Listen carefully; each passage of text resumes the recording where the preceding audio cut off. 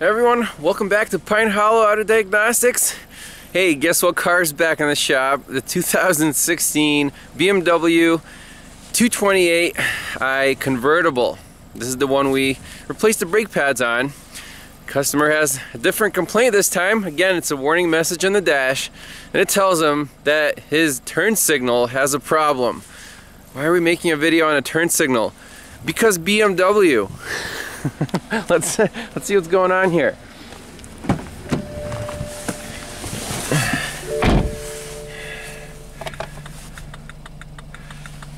See, it's a fast blink,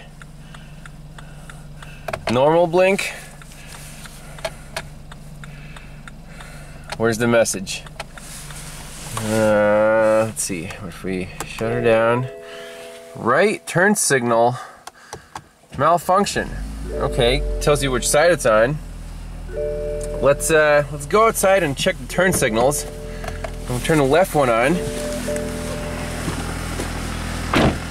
So we have our mirror light. We have our bulb in the front. We have our bulb in the back. Okay, that works. Right turn signal. That's blinking fast. This is blinking fast. This guy, dead in the water. Okay. Also, one thing I noticed is if you just have the parking lights on, no turn signals, this guy lights up, but it's, dimmer than if the turn signal is on.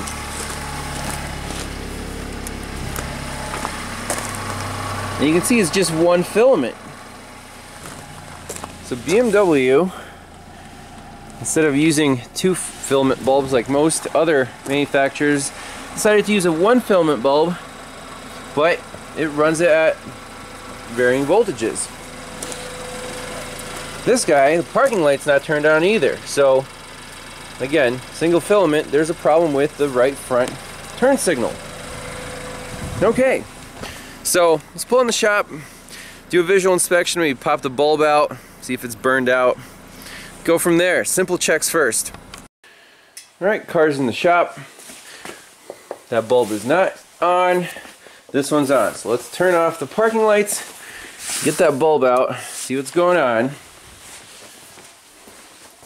Again, this is easier said than done, but I did notice that they provide a little access cover right here, so hopefully you can fish the bulb out through the fender liner. Alright, so peeling back this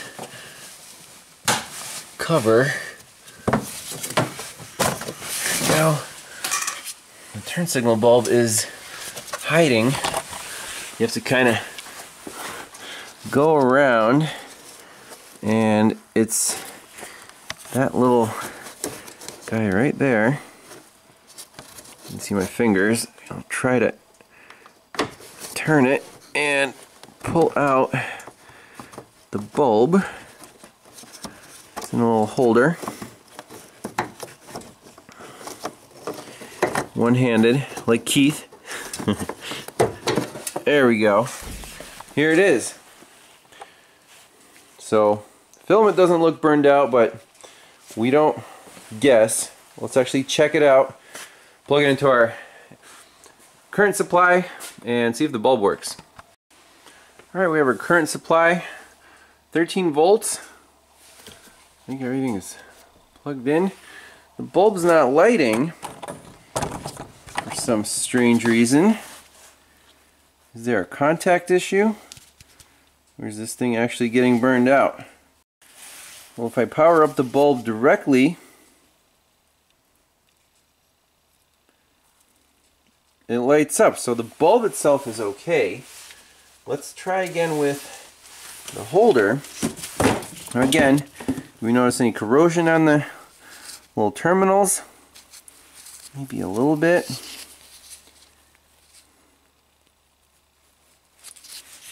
I don't know, just pop it in again.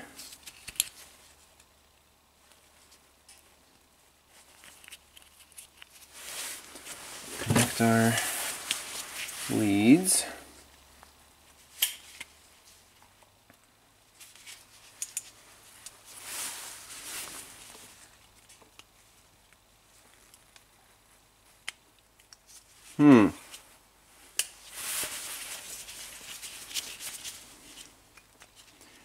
See how dim that filament is? That's at 5 volts. Get a better connection here. Let's turn up to 13 volts.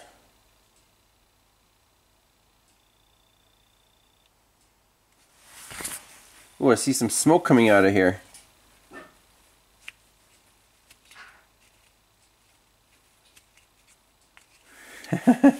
So maybe it's just a bad contact in the bulb. See, back down to 6 volts. That's probably the parking light voltage. But I'm tempted to put some deoxide on this thing. I don't know why the terminal there is like squashed. It's not really round anymore. Try to make this thing work again. It could be a bad contact, and we'll look at the description and operation. But this bulb is, it's a smart circuit. It's not just a relay or a wire being energized with 12 volts.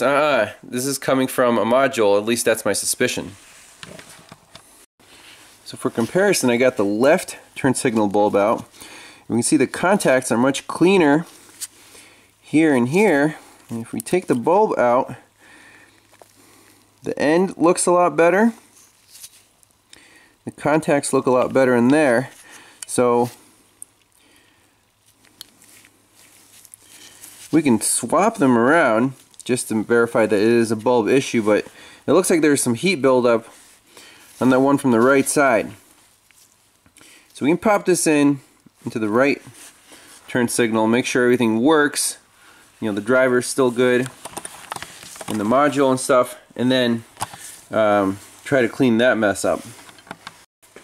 Alright, I got the right turn signal installed. Turn on our parking lights.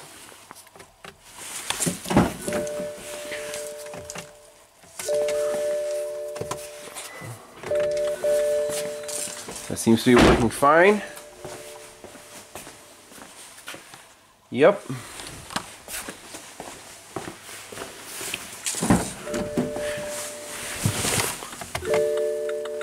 It was going to tell me left turn signal malfunction probably.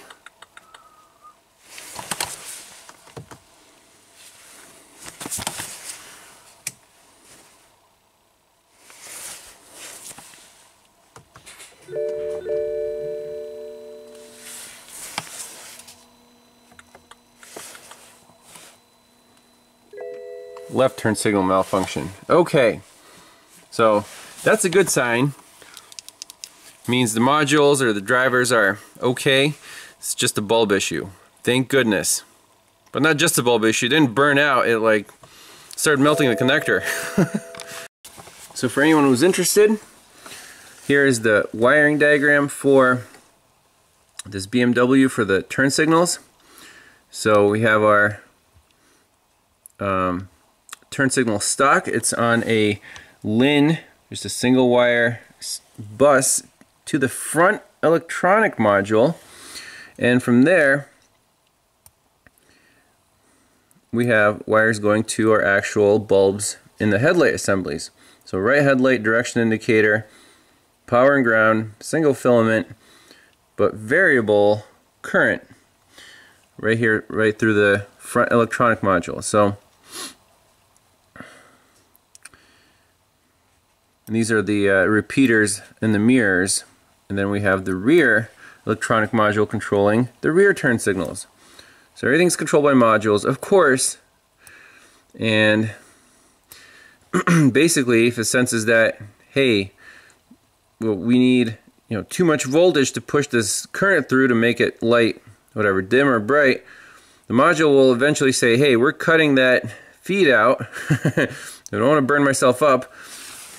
And set that trouble code, set the message, and you don't have a turn signal anymore. So let's try to fix this. A viewer a little while ago sent me some deoxit stuff to try out. So let's see which one of these solutions is the right one for this bulb.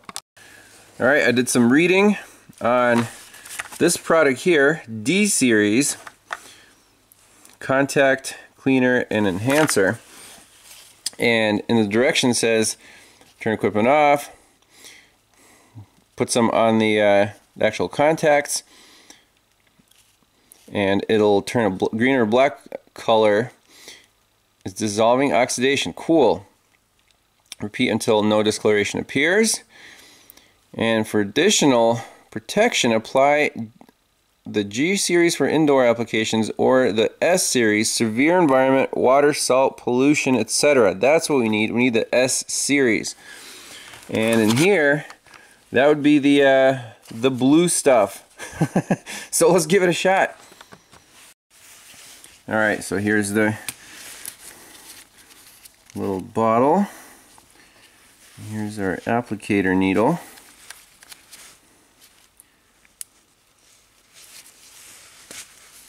Okay, so we're going to focus on this guy right here.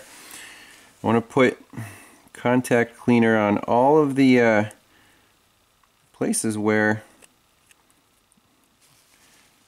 it's in contact with anything else. So these two go right into the socket, and then the actual terminals that touch the bulb. So we'll let that soak for a little bit. The bulb itself, it doesn't, it looks clean on the outside, but that middle contact there is like melted, so there's some pretty intense heat buildup on this thing. I want to flatten this out, put some contact enhancer in there, and the bulb's still fine. It's just, I think poor contact made the heat build up and melt that little contact there. I'm going to lightly touch this on the grinder and get those edges off. Maybe we can even reflow the solder. Pretty soft metal.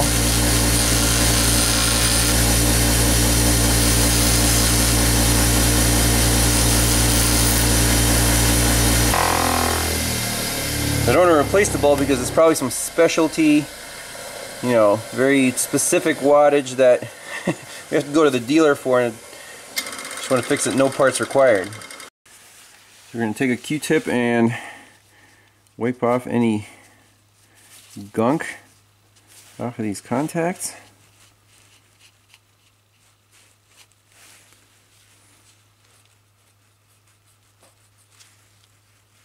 I don't see any black, so it wasn't really oxidation, but still.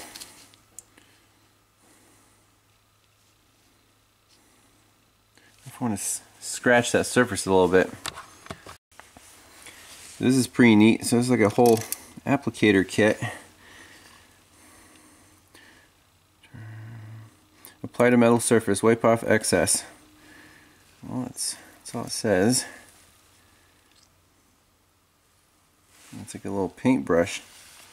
Okay.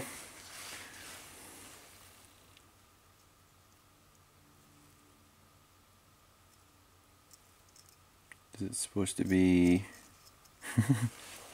paintable?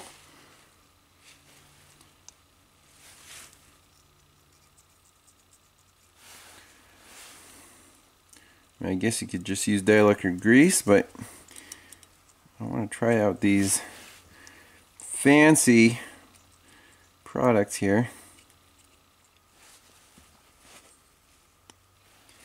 And the middle terminal. There we go. Okay. And also the side terminal. Enhance the contact.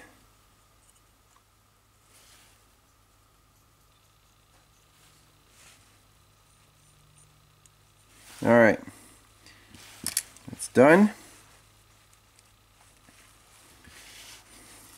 And we can also put some on the bulb itself, right on the tip here.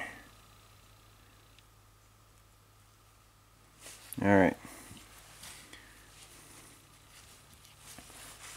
Plug and play, right? Plug it in. We can do a bench test again just to make sure it lights up bright and there's no bad connections. Should be good to go. Alright, moment of truth. Hey, lights up nice and bright. I'll do a little wiggle check. I think we should be in good shape. So that's 12 volts. Let's dial it down. It's all the way off. 13 volts.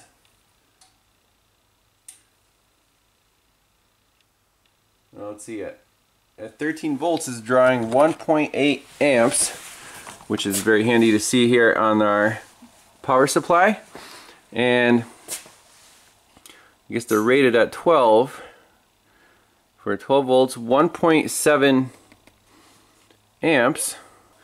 12 times 1.7 is about 20.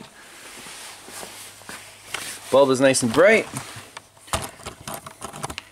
And we do a wiggle check. That is a solid contact, no issues there. And the bulb rating is actually 21 watts, so all the power is going to the filament and not to the contacts where it shouldn't be going. So that's a good verification of repair. Pop this guy in, should be good to go. One last thing we want to do before reinstalling the bulb is to make sure that the actual contacts of the holder, electrical contacts here, are in good shape, because there's a poor contact that heat's going to build up again and cause the same problem. So I have the pick reaching in through the back side. There's one of the contacts. I mean, it looks fine. What we can do is get the pick under here and kind of preload it a little more so it'll make better contact with the bulb holder. That's pretty hard to pick up on camera, but I'm just getting the pick right in here and kind of prying it ever so slightly to increase that spring tension on the holder. We'll do the same thing with the other contact, which is even harder to see. It's on this side. You see the pick coming through there. Reinstall it and I don't know. Hopefully it'll work for another 2 years. One last thing we can do is put a dab of dielectric grease on this rubber seal to prevent any type of moisture from getting into this bulb assembly. So I'm just going to seal these guys as best we can, because the climate around here is salty and we live on a gravel lane. This thing gets dusty and dirty and just not a good environment. But still, I've never seen this type of problem on any other vehicle, no matter how old, where the bulb socket just like melts. Alrighty, bulbs are in. Sweet. Awesome.